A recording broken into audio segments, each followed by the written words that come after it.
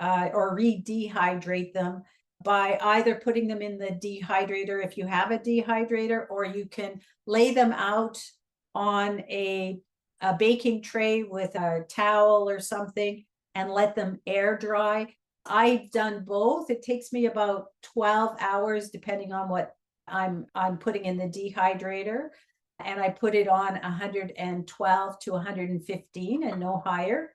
If I'm air drying them, for me here I'm in Toronto, Canada, it took me about 5 days to really get the nuts dry. So it does take a bit of time. Be patient.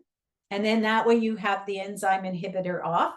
I think sometimes you can buy seeds and nuts that are sprouted, and that means that they've done that process to take off the enzyme inhibitors on them.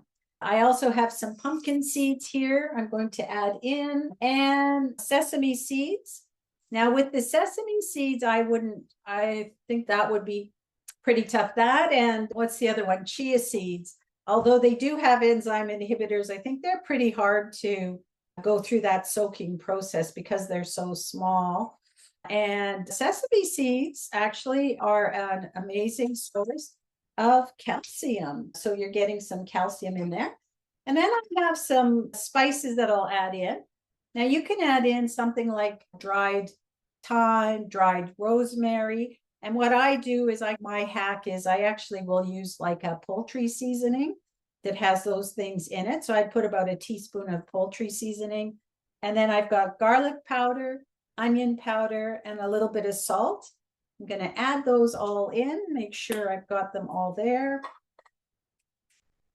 It's stuck to the bottom. I don't want to miss out on my garlic powder. All right. Get my garlic powder in there. Must have had a little bit of liquid in the bottom, not quite dry. All right, so I've got that. I'm going to mix it up. And literally all I'm going to do is add a half a cup of water to that.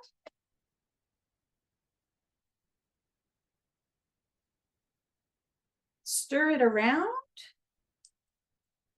And then I'm going to let it sit for about 5 minutes. You can let it sit a little longer, but 5 minutes just to let all of the flaxseed and everything absorb into this little batter that you've made. And then all we're going to do is spread this onto a baking tray, bake it